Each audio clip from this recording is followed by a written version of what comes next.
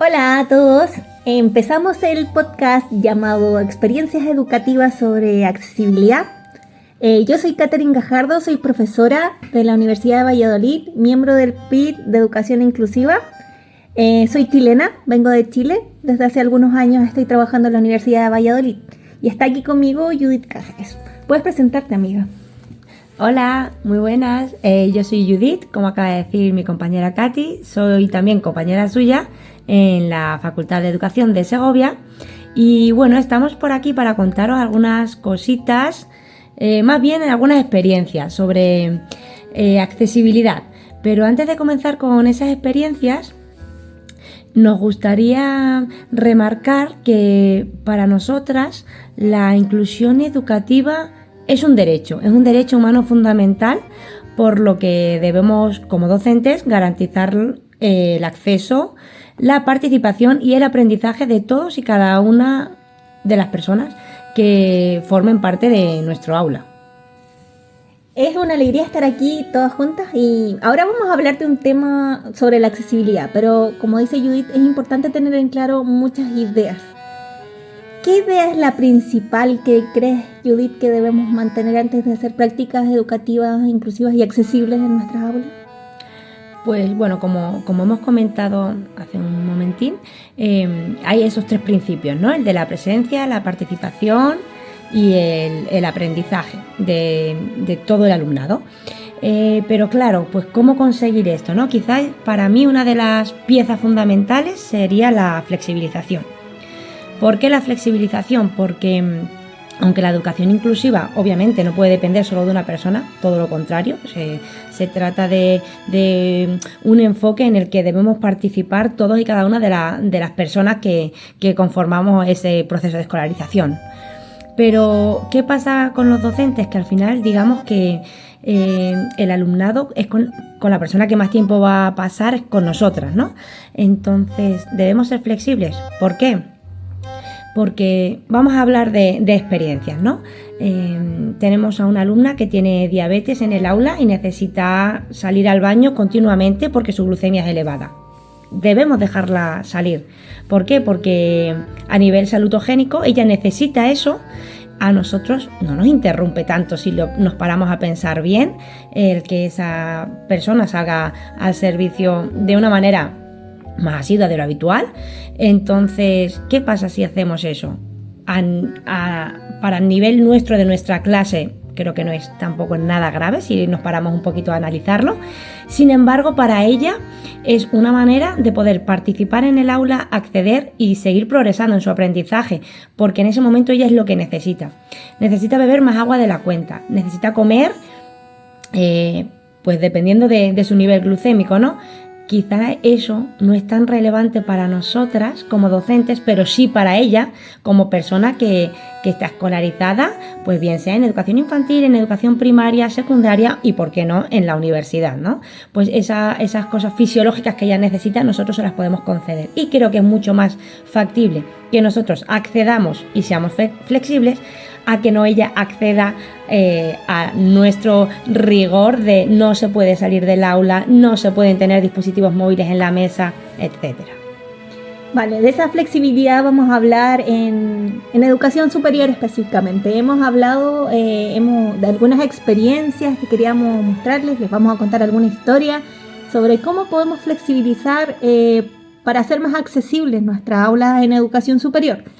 Sabemos que hay muchas herramientas y sabemos que esto es difícil. No tenemos que saberlo todo, pero la clave aquí está en estar dispuestos a aprender dentro de esa misma flexibilidad, así como Judith acaba de contar el ejemplo de una persona con diabetes.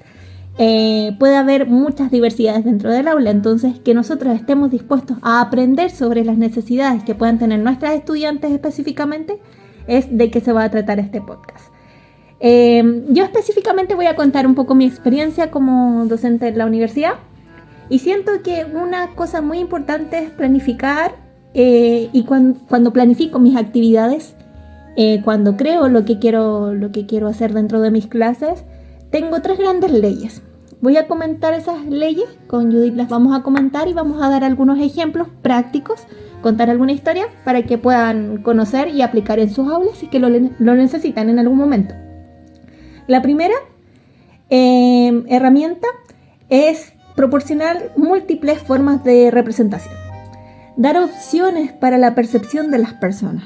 Creamos formatos multimedia de aprendizaje. No nos quedemos solamente en una técnica, un método, una estrategia educativa al momento de educar porque nos ha servido. ¿Por qué? Porque todos los años nos llega gente distinta, que aprende de distintas formas. Entonces, creo que los recursos multimediales, hablo de multimedia hablando de múltiples medios, más que de utilizar vídeos. Por ejemplo, digo multimedia y la mayoría se imagina usar vídeos, sino que utilizar distintas formas, por ejemplo, audiodescripciones, vídeos, ya lo dijimos, imágenes, presentaciones, infografías, mapas conceptuales, etc. Utilizar un lenguaje cercano, ameno. Sé que cuesta mucho porque hay veces que nos situamos en los tecnicismos y queremos que nuestros estudiantes estén en un ambiente académico cuando van a la universidad. Pero, ¿de qué nos sirve si no entienden lo que estamos hablando? Otro elemento es la comprensión, que seamos comprensivos con las situaciones de nuestros estudiantes y de nuevo llegamos al concepto de flexibilidad. Por ejemplo, podemos hacer tutorías, dejar espacio para tutorías, pero no las tutorías sí, te voy a esperar el lunes a las 1 de la tarde, de 2 de la tarde, que es mi horario de tutoría, sino que estar dispuesto a acordar con nuestros estudiantes procesos y alternativas para que puedan aprender mejor fuera del aula. Videollamadas, podemos utilizar el campus virtual, podemos utilizar distintos medios para poder quedar con ellos sin que esto radique en un problema en nuestra organización. Aquí es verdad, por ejemplo, podemos recurrir a no hace tanto tiempo, ¿verdad? Con el periodo de la pandemia, como por ejemplo, pues las tutorías las hacíamos a través de esas videollamadas que acabas de comentar, ¿no? Actualmente en la mayoría de universidades tenemos recursos tecnológicos que nos permiten hacer estas tutorías y pues ser más flexibles, ¿no? Quizá yo presencialmente solo puedo de 1 a 2, mi estudiante puede de 4 a 5, entonces pues en vez de hacerlo presencial podemos recurrir a alguna plataforma como pueda ser Microsoft, Google o pues cada una la que tenga. Las universidades tienen convenios y contratos con software específicos y también creo que es una buena alternativa conocer los software de nuestra universidad y aprovechar las licencias que se pagaron muchas veces con dinero estatal y que lo utilicemos en nuestro derecho. Entonces aprovechemos de utilizar este recurso que tenemos en las universidades. Otro elemento que se puede hacer son las tutorías pares. Muchas veces a los estudiantes les da un poco de miedo preguntarnos directamente, pero tener tutores pares, estudiantes que uno identifique, porque uno conoce a sus estudiantes, que tengan facilidades con el contenido, con el manejo de los aprendizajes, seleccionarlos para que enseñen a sus compañeros en momentos en los que, o dar la confianza de que se pueda preguntar directamente a ellos y ellas. Y también con plataformas mucho más cercanas, un par tutor, por ejemplo, si utilizan pares tutores, pueden utilizar WhatsApp o Instagram para poder comunicarse mucho más cercanamente y amistosamente que lo que pudiéramos hacer nosotros en otro contexto de aprendizaje. Y el trabajo individualizado. La individualización lo vamos a hablar en nuestro próximo podcast, pero también conocer las experiencias de cada estudiante, cómo aprende, es muy importante. Utilizando formularios, por ejemplo, encuestas, el Padlet, Kahoot, etc. Bueno, Judith, la segunda norma que también siento que podemos trabajar es proporcionar múltiples formas de acción y de expresión. Bueno, aquí seguro que la mayoría de personas tienen alguna vivencia, alguna experiencia que contar y conociéndote a ti, por ejemplo, que sé cómo te cuesta, por ejemplo, ¿no? Pues la comprensión matemática, ¿no? Pues es cierto, ¿no? Que al final hay contenidos que cada persona aprendemos de una manera. Por ejemplo, puede haber personas que aprendan mejor a través de la lectura. Puede haber personas que aprendan mejor a través de la música, a través de la escucha, que sean muy visuales. Pues es que es eso, ¿no? Que hay personas muy diversas y esto es lo mejor que puede pasar. Entonces, ¿qué podemos hacer ante esto? Pues, algunos ejemplos.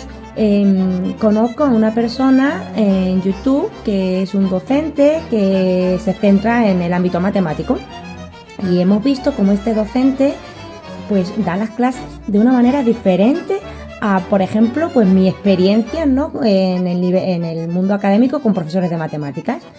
Pues ¿por qué no podemos recurrir a YouTube y utilizar este recurso para explicar cierta materia que quizás yo como docente no soy capaz de explicarla de otra manera y estoy viendo que hay un alumno o una alumna que no acaba de comprender? Podemos recurrir a YouTube, pero actualmente podemos recurrir también a muchas otras redes sociales tipo Instagram, TikTok, etcétera, porque ahí hay muchas personas que se dedican a crear contenido educativo y quizás nos pueda servir de ayuda para explicarlo nosotros mismos o, por qué no, para en el propio aula exponerlo directamente. Otra experiencia en esto es utilizar, por ejemplo, profesores de filosofía, profesores de lengua, todo lo que tenga que ver con las publicaciones que se hacen en Twitch, que son canales online. Es como una televisión abierta de creadores de contenido. Tenemos que ser juiciosos e investigar bien previamente qué recursos vamos a utilizar. No todos nos van a servir, pero hay muchos creadores de contenido educativo, filosófico, crítico, que nos pueden apoyar en nuestras reflexiones en el aula y son bastante cercanos a nuestros estudiantes. Utilizan su lenguaje, ellos los ven en sus tiempos libres, en sus ratos libres. No vamos a decir ninguno ni vamos a mencionar nombres porque nos gustaría que ustedes les pudieran preguntar a sus estudiantes qué es lo que ven normalmente, cómo aprenden en redes sociales. Aprendamos a conocer plataformas como Twitch, Instagram, TikTok, YouTube para utilizar recursos que ya están hechos y que pueden ser útiles y además la mayoría son relativamente cortos, nos pueden ayudar en la organización de nuestra planificación. Perfecto, y si vamos ya con el tercer y último paso que tú consideras clave. El tercer paso es proporcionar múltiples formas de implicación. Ya sabemos que nuestros estudiantes van perdiendo en algún momento, podemos perder algunos en el camino, pierden esa conexión que tienen sobre todo a fin del cuatrimestre. En la asignatura cuando se acercan, se aproximan los exámenes, por ejemplo, van menos a clases, están menos involucrados con las actividades, están más estresados por la múltiple cantidad de actividades que pueden estar desarrollando. Entonces la idea es mantener nuestra persistencia y nuestro esfuerzo para que ellos se mantengan en esto que es el proceso de aprendizaje en la universidad. Y aquí hay un recurso que vamos a hablar más adelante en el próximo podcast, pero que muchas veces miramos a menos, y es el campus virtual. Cómo utilizar el campus virtual para motivar a nuestros estudiantes con todos los recursos que se dan en el campus virtual, todas las herramientas que podemos tener en un campus virtual para mantener en alerta a nuestros estudiantes con los mensajes, con los correos electrónicos, etc. En general no hay mucha cultura de campus virtual en nuestros estudiantes porque el campus virtual siempre se da en fenómenos académicos. Entonces yo pienso específicamente que tenemos que dar más protagonismo porque tiene muchas herramientas, por ejemplo las encuestas en línea, los test, las bases de datos, el repositorio o las nubes que pueden individualizar su aprendizaje, por eso mismo, o personalizar su aprendizaje. Por eso mismo esto lo vamos a hablar más profundamente en las próximas actividades. Y aquí también utilizar herramientas que existen en la web, páginas web como el mismo Kahoot o el Padlet para la participación y la organización de las actividades, que son súper atractivas, son bonitas, son divertidas y funcionan por medio de QR en teléfono. Entonces podemos utilizar el mismo medio de teléfono en nuestra aula para poder captar su atención y mantenerlos activos y activas en su proceso de aprendizaje. Vale, ahora que ya hemos contado como estas tres piezas fundamentales, ¿no?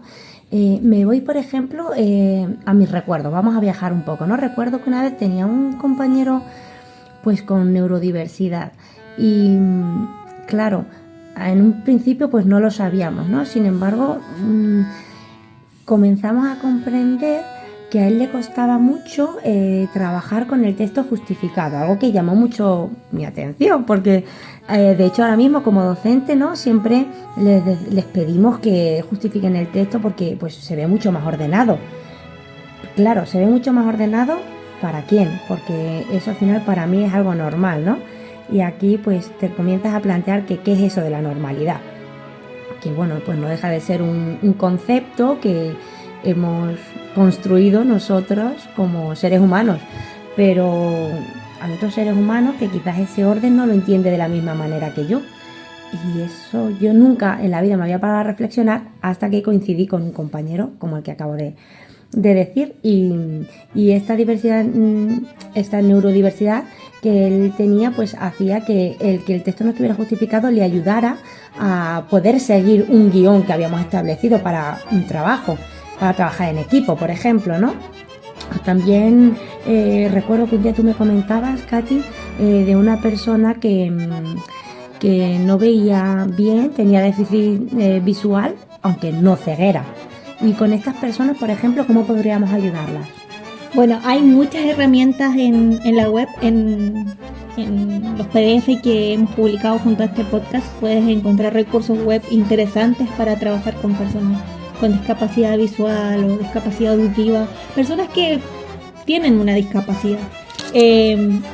Hay alternativas, por ejemplo, que nos pueden ayudar, por ejemplo, el lectores de texto automático, nos pueden ayudar los lectores de lo que es la saturación de los colores dentro de las diapositivas, que a veces no nos damos cuenta y hay colores que directamente no se pueden ver por algún tipo de persona. Entonces es fundamental que podamos ir utilizando estos recursos si es que tenemos personas con discapacidad o alguna necesidad educativa específica. También, por ejemplo, al mismo momento de hacer la clase, que muchas veces nos olvidamos de, por ejemplo, de escribir las imágenes que están en nuestras diapositivas. Si ponemos una película, audio, describir lo que está sucediendo en esa película, o sea, contar directamente a las personas qué está pasando en la película. Nunca se nos ocurriría, pero si tenemos una persona que no ve bien, es lo más lógico. O, por ejemplo, utilizar recursos que ya lo tienen. Por ejemplo, Netflix, desde hace algunos años, está publicando las películas con audiodescripción para personas que no pueden ver o que pueden ver mal. Entonces, creo que utilizar recursos que ya estén hechos dentro de nuestras aulas, con aprovechar el trabajo de personas profesionales y proyectos internacionales que han trabajado y han luchado por lograr esto, es lo mínimo que podemos hacer por el trabajo que hay detrás. Plataformas como Crunchyroll, Netflix contienen texto audio descriptivo, si es que lo necesitan. Y también puede ser de buena ayuda para estudiantes también que tengan algún tipo de discapacidad cognitiva. Es interesante también utilizar este tipo de recursos. Así que eso. Vale, Katy, pues con esto, bueno, creo que nos ha quedado claro que debemos cambiar nuestra mirada, ¿no? Dejar de comprender esa homogenización que tenemos en nuestra mente, ¿no? Ese constructo social que tenemos hecho de el prototipo de alumno o alumna normal, y quitar esa etiqueta de normal, ponernos las gafas del enfoque inclusivo y comprender que lo normal depende de cada persona y no de nuestro constructo asociado, ¿no? Entonces, sigamos esa norma no escrita de que todo el mundo que conforme tu aula debe aprender, y en ese debe aprender nosotras como docentes somos la pieza fundamental. Muchas gracias, que les vaya bien. Cualquier cosa al correo electrónico que está en este PDF.